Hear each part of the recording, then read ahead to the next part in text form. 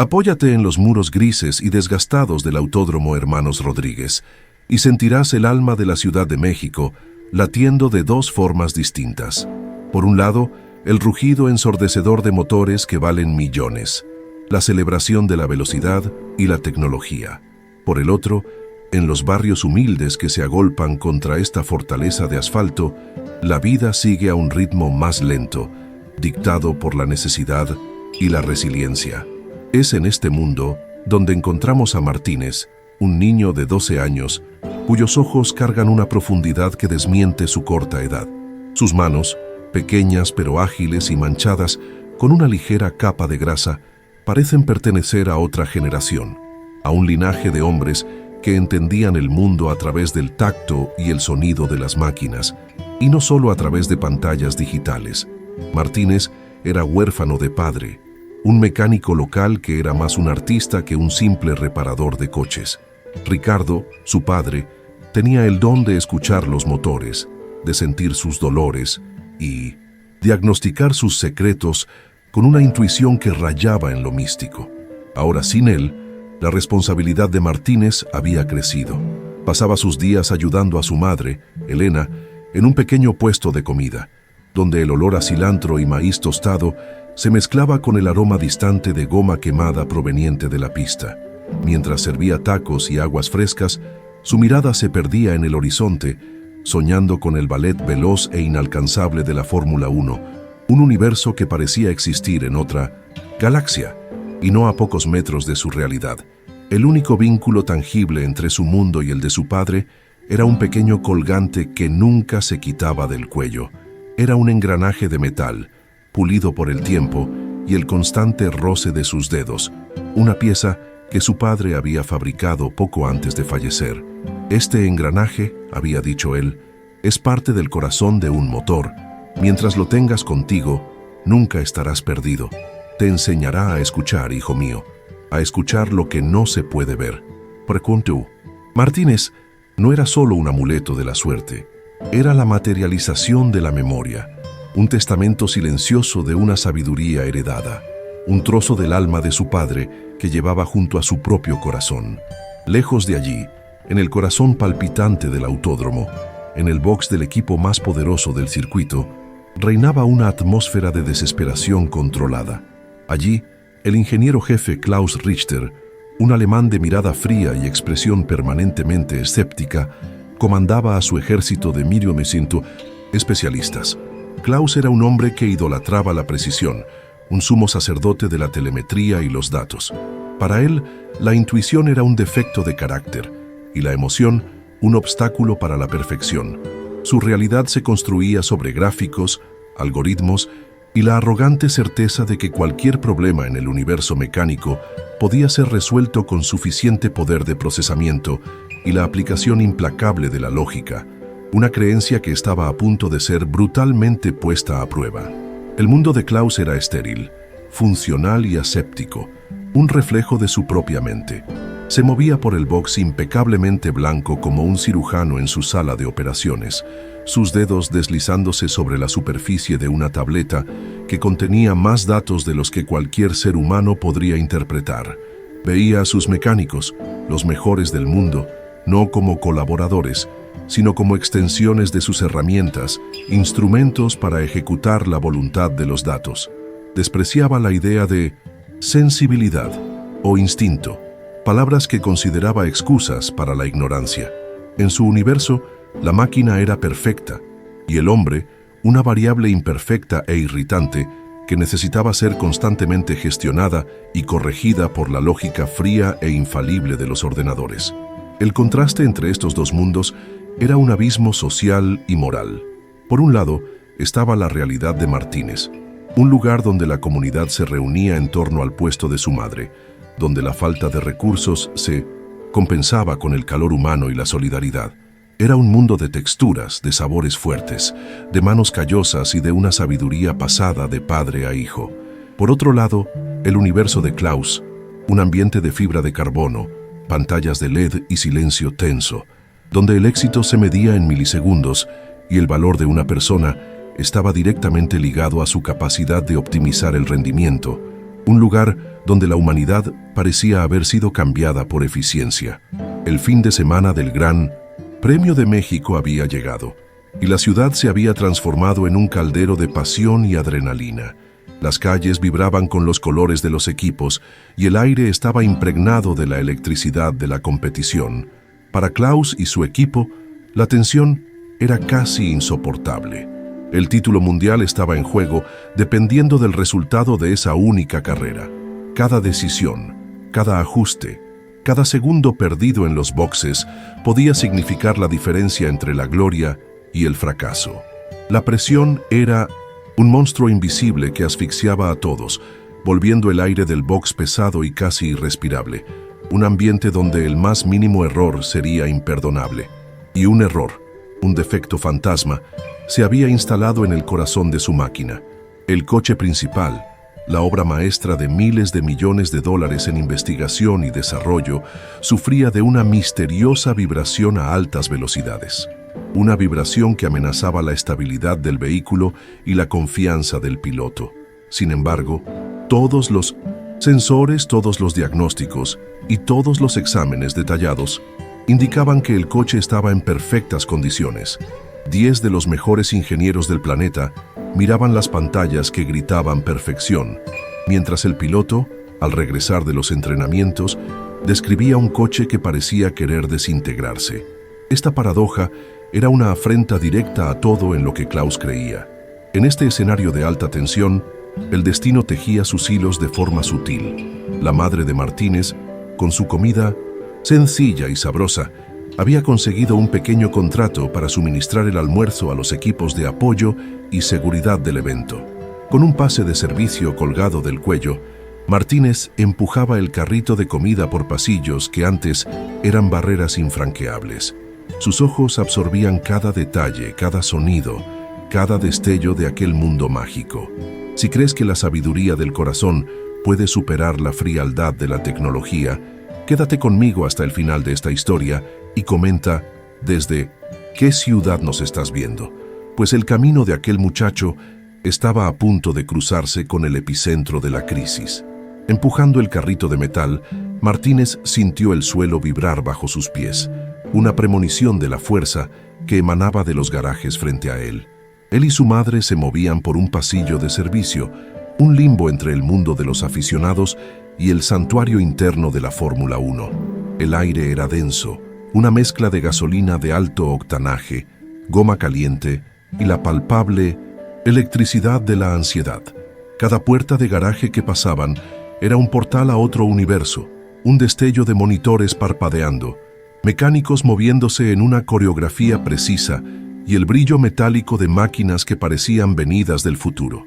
Para el muchacho aquello era más sagrado que una catedral, un lugar donde la pasión de su padre aún vivía.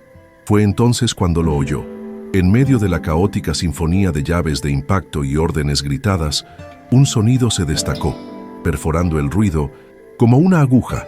Era un zumbido agudo, intermitente, proveniente del interior del box del equipo principal mientras realizaban una prueba de diagnóstico. No era un sonido normal de motor, era fino, casi etéreo y dolorosamente familiar. Era el sonido de algo bajo un estrés extremo, un lamento mecánico que la mayoría de la gente ni siquiera registraría. Para Martínez, sin embargo, aquel sonido era como oír una voz conocida en medio de una multitud de extraños, una voz que traía consigo una advertencia urgente. Un recuerdo vívido inundó su mente. Tenía 7 años y estaba en el pequeño taller de su padre con el olor a aceite y metal impregnándolo todo. Su padre sostenía su mano presionándola contra el bloque de un motor antiguo. «Escucha, mijo», decía con su voz calmada y grave. «Los motores hablan, se quejan, lloran, cantan. La mayoría de los mecánicos de hoy en día solo saben leer lo que dicen los ordenadores. Se han quedado sordos, pero los problemas reales, los secretos, no aparecen en las pantallas. Susurran. Aprende a escuchar el susurro y ninguna máquina tendrá secretos para ti». Aquel susurro, ahora transformado en un grito agudo proveniente del coche de Fórmula 1, resonaba no solo en sus oídos, sino en su pecho. Sentía la vibración en sus huesos, una resonancia simpática que lo conectaba con el dolor de la máquina.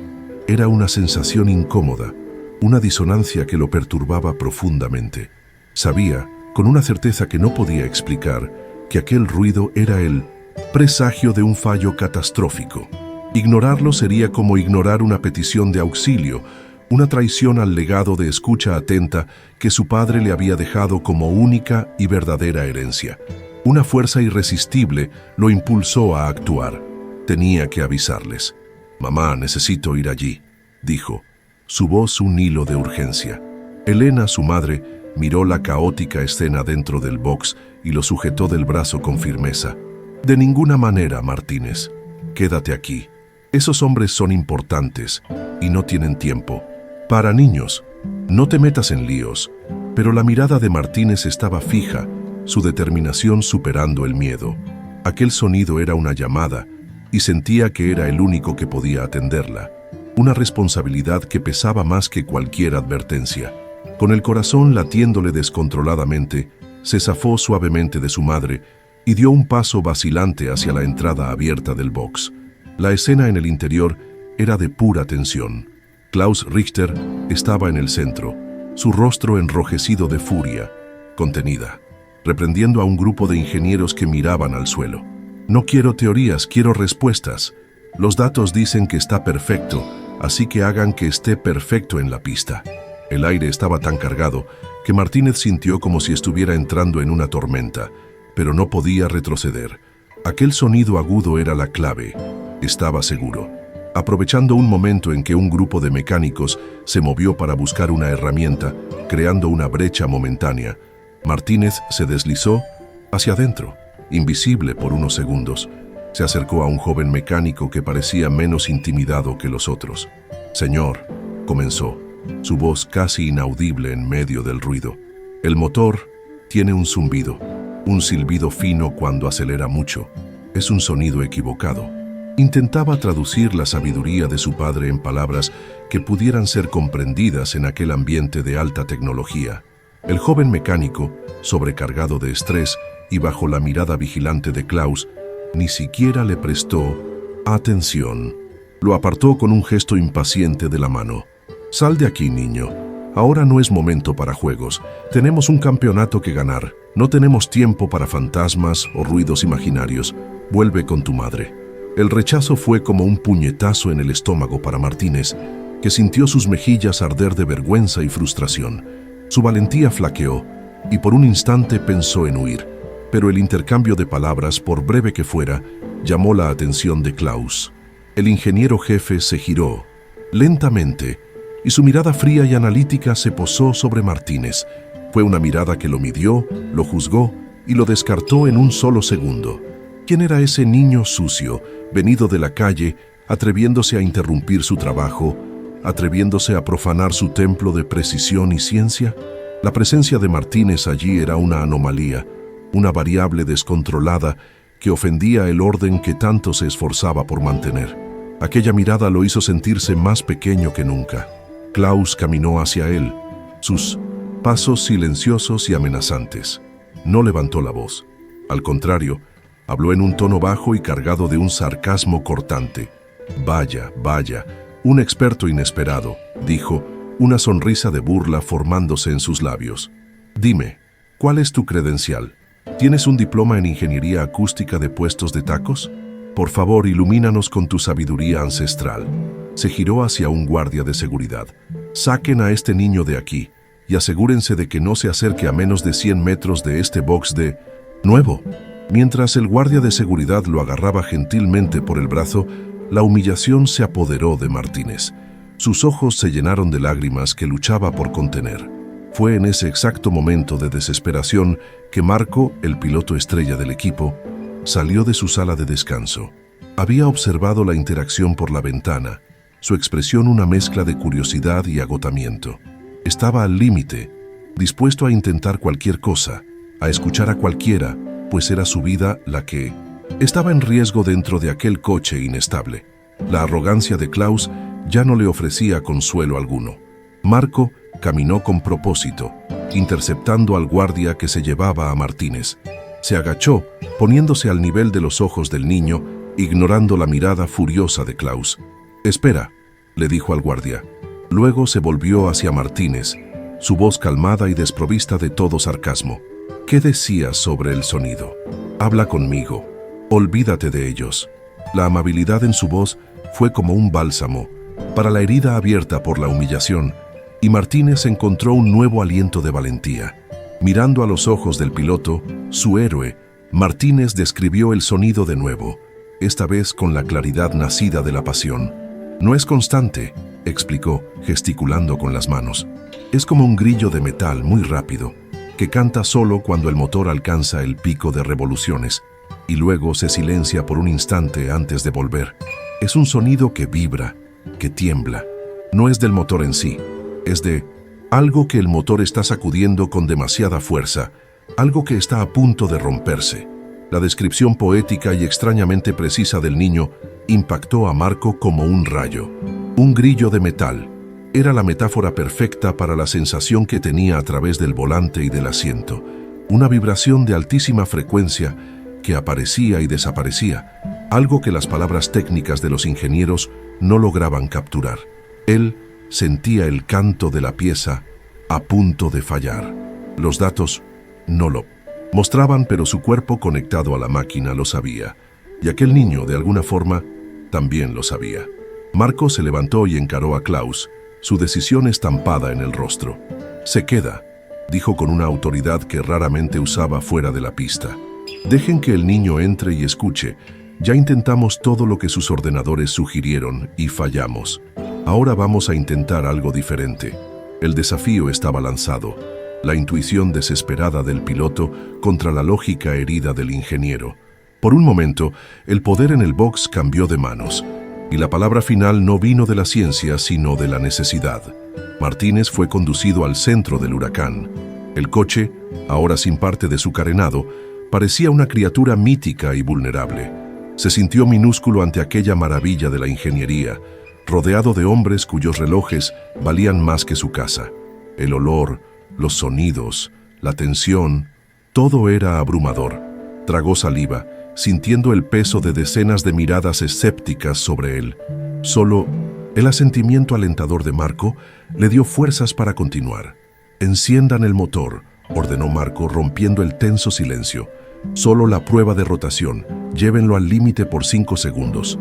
Los ingenieros miraron a Klaus, quien, con un gesto de rabia y resignación, consintió. Se apartó cruzando los brazos, el rostro una máscara de desprecio, esperando que aquella farsa terminara pronto para poder volver al trabajo de verdad. Estaba seguro de que sería una pérdida de tiempo humillante para el piloto. El motor V6 híbrido rugió, un sonido que hizo temblar el aire y vibrar el suelo. Era una demostración de poder bruto, controlada por ordenadores. En medio de aquel ruido ensordecedor, Martínez cerró los ojos por un instante, como su padre le había enseñado.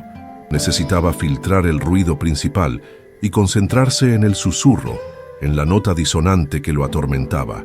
Se convirtió en un oyente en un mundo de espectadores, buscando el fallo no con los ojos, sino con el alma. Abrió los ojos y comenzó a caminar lentamente alrededor del coche. Su mano derecha flotaba a pocos centímetros de la fibra de carbono, tratando de sentir la vibración a través del aire. Con la mano izquierda se quitó el colgante del cuello. El pequeño engranaje de metal, caliente por el contacto con su piel, reposaba en la palma de su mano. Era su diapasón, su herramienta, la herencia de su padre puesta a prueba en el escenario más improbable del mundo. «Mi padre me enseñó», comenzó, su voz, sorprendentemente firme en medio del rugido, «que cada metal, cada pieza, tiene una frecuencia, una canción propia. Cuando algo está fisurado, aunque sea de forma invisible, su canción se desafina, ya no canta en armonía con el resto de la máquina». Klaus puso los ojos en blanco, un suspiro de desdén escapando por sus labios. Aquella charla de canción y armonía era un absurdo sentimental que no tenía lugar en su mundo de física y matemáticas. Martínez continuó su caminata lenta y concentrada, pasando el colgante sobre la superficie del coche como un sacerdote bendiciendo una reliquia. Pasó por el alerón delantero, por los laterales, por la toma de aire superior. Nada. El engranaje en su mano permanecía inerte. La sonrisa en el rostro de Klaus se ensanchó. La expresión de los mecánicos era de pura incredulidad, mezclada con una pizca de lástima por el niño que se había puesto en esa situación. El tiempo parecía arrastrarse. Entonces llegó a la parte trasera del coche, cerca de la suspensión, un área que ya había sido escaneada, radiografiada y analizada de todas las formas posibles. Una sección de la estructura del chasis considerada absolutamente perfecta, un pilar de sustentación de la integridad del vehículo. Era el lugar más improbable para encontrar un fallo, el punto que la ciencia ya había absuelto de toda culpa. Y fue exactamente allí donde la magia sucedió. En el instante en que el colgante de metal pulido pasó sobre un punto específico del chasis, el pequeño engranaje en la mano de Martínez comenzó a vibrar. Al principio fue sutil, un temblor casi imperceptible, pero a medida que el motor alcanzaba el pico de revoluciones y el zumbido agudo se manifestaba, la vibración del colgante se intensificó, zumbando en resonancia perfecta con la frecuencia oculta. El engranaje de su padre estaba cantando junto con el fallo del coche. La vibración se volvió visible y el pequeño engranaje comenzó a emitir su propio sonido, un chirrido finísimo, un eco armónico que confirmaba la presencia de la vibración fantasma. El sonido era casi inaudible, pero en el tenso silencio que se instaló en el exacto momento en que el motor fue apagado, todos pudieron oírlo por un segundo antes de que también se callara. Martínez levantó la mirada, primero hacia Marco, después hacia Klaus, y dijo con una certeza absoluta: «Es aquí. El problema está aquí adentro». El tiempo pareció congelarse. Todas las miradas, antes escépticas, ahora estaban fijas en el pequeño y humilde engranaje de metal que reposaba en la palma de la mano del niño. Aquella pieza, forjada por un mecánico de barrio en la Ciudad de México, había encontrado lo que miles de millones de dólares en tecnología no pudieron. Había escuchado el secreto que la máquina intentaba contar. El silencio en el garaje era profundo, roto solo por la respiración colectiva de hombres que presenciaban lo imposible. El rostro de Klaus Richter era un lienzo en blanco, donde la arrogancia y la certeza fueron súbitamente borradas. El shock paralizó sus facciones, sus ojos azules fijos en el colgante, su mente luchando por procesar lo que acababa de presenciar. Aquello no era ciencia, no era lógico, desafiaba cada principio, cada dato, cada certeza sobre la que había construido su carrera y su identidad. Era como ver a un fantasma materializarse en su sala de operaciones. Marco, por otro lado, sintió una ola de esperanza pura y abrumadora. Sus ojos brillaron. «¡Es eso!», gritó, su voz resonando, en el garaje silencioso. «Lo sabía, lo sentí». Se giró hacia el equipo, su voz ahora una orden incuestionable. «Desmonten esta sección, quiten el panel de carbono. Ahora». Los mecánicos, antes vacilantes, ahora se movían con una nueva energía, una fe recién descubierta, mirando a Martínez con un respeto que rayaba en la reverencia. Klaus dio un paso adelante, intentando recuperar el control, su mente aún negándose a aceptar. «Esto es un absurdo», tartamudeó, su voz, por primera vez, desprovista de su fuerza habitual. «El análisis estructural es perfecto. No hay nada ahí. Vamos a perder un tiempo precioso por culpa de un truco de niño». Pero sus palabras se perdieron en el aire. Nadie le prestó atención. Su autoridad, basada en datos infalibles, se había desintegrado ante una verdad que no podía ser medida. Con herramientas de precisión, los mecánicos comenzaron a trabajar febrilmente en la sección indicada por Martínez. La fibra de carbono, un material más fuerte que el acero, fue cuidadosamente desatornillada y retirada. Cada hombre en el garaje se inclinó hacia adelante, conteniendo la respiración. Martínez permaneció quieto, el colgante aún en su mano, su corazón latiendo al unísono con la expectativa colectiva. El destino del campeonato mundial pendía de lo que encontraran allí adentro. La capa externa fue finalmente retirada, revelando la estructura metálica interna del chasis. A primera vista, parecía inmaculada. La superficie lisa y perfecta brillaba bajo las luces brillantes del box. exactamente como los exámenes de ultrasonido habían predicho. Un murmullo de decepción comenzó a extenderse por el equipo. Quizás Klaus tenía razón, después de todo. Quizás todo no era más que una extraña coincidencia. Pero lo que aquel millonario escéptico vio en el reflejo del colgante de aquel niño cambiaría todo lo que creía sobre las máquinas, sobre los hombres y sobre el poder invisible de la herencia. La decepción en el box fue tan palpable como el humo de un motor quemado. La superficie metálica, expuesta bajo las luces quirúrgicas del garaje, era lisa, pulida y a todos los efectos, perfecta. Los mecánicos intercambiaron miradas de desilusión y un suspiro colectivo pareció vaciar la tensión del ambiente. Klaus Richter sintió un alivio amargo, una ola de vindicación que casi lo hizo sonreír. «Se los advertí», murmuró al ingeniero a su lado, su voz recuperando la arrogancia habitual. «Una pérdida de tiempo. Vuelvan al trabajo. Analicen los datos de combustible. El problema debe ser, estaba listo para reasumir el mando, para restaurar el orden de su universo lógico. Pero Martínez no se movió. Su fe en la lección de su padre era más fuerte que la evidencia superficial. Dio un paso adelante, su pequeña sombra proyectándose sobre la máquina multimillonaria. «No, por favor», dijo, su voz sonando clara y calmada en medio de la confusión. «Miren de nuevo. No miren el metal. Miren la luz sobre él», señaló con el dedo. «Justo aquí. La luz no se refleja de la misma forma. Tiembla». No estaba viendo el fallo. Estaba viendo el efecto del fallo, un detalle que solo una mirada entrenada en el arte de la observación pura podría captar. Intrigado por la insistencia del niño y con el apoyo de la mirada de Marco, uno de los mecánicos más veteranos tomó una potente lámpara de inspección con lupa. Se arrodilló, dirigiendo el haz de luz concentrada exactamente hacia el punto que Martínez indicaba. Los otros se aglomeraron, sus rostros un mar de duda y curiosidad. Klaus observaba desde lejos, impaciente, tratando toda la escena como el último acto de una obra de teatro infantil antes de que los adultos pudieran finalmente volver a resolver problemas reales. La confianza en sus instrumentos aún era absoluta. Y entonces, bajo la luz intensa y el poder de la magnificación, lo imposible se hizo real. Allí estaba, una fisura, una línea tan fina que parecía haber sido dibujada con un cabello, una imperfección casi etérea en la aleación metálica. No era una grieta visible, sino una microfisura por fatiga, un defecto de fabricación oculto, un fantasma que atormentaba a la máquina. El silencio que siguió fue profundo, un vacío sonoro donde antes había escepticismo. La respiración de todos quedó suspendida. El secreto del coche estaba finalmente revelado.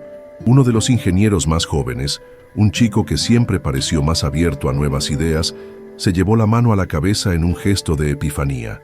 «Por eso», exclamó, su voz una mezcla de shock y admiración. «Por eso ningún sensor la detectó. La fisura es tan fina que solo se abre, solo vibra, bajo la combinación exacta de fuerza G extrema en las curvas y la frecuencia de resonancia del motor en su pico de rotación. En cualquier prueba estática permanece herméticamente cerrada, completamente invisible. Es el defecto perfecto». El joven ingeniero entonces miró el colgante en la mano de Martínez, su mente conectando los puntos. La aleación metálica del colgante, por algún azar del destino, debe tener una frecuencia de resonancia natural idéntica a la de la vibración de la fisura. El colgante no encontró la grieta, respondió a ella. Vibró en resonancia simpática, amplificando una vibración que era invisible e inaudible para nosotros y para nuestros equipos. Es pura física, pero parece un milagro. La explicación científica no disminuyó el asombro. Al contrario, lo hizo aún más profundo. Klaus Richter escuchó la explicación y cada palabra fue un martillo rompiendo los cimientos de su mundo. Miró la microfisura, luego al niño y de vuelta a la fisura. Era ciencia, sí, pero una ciencia que había sido revelada por la intuición, por la herencia, por un trozo de metal forjado por la sabiduría de un mecánico de la calle. Todo lo que había despreciado, el sentimentalismo, la sabiduría popular, la intuición humana, Había triunfado donde sus miles de millones de dólares en tecnología y su vida entera de lógica fría habían fracasado espectacularmente. Un torbellino de emociones lo golpeó. La arrogancia se disolvió, dando paso a una humillación profunda y helada.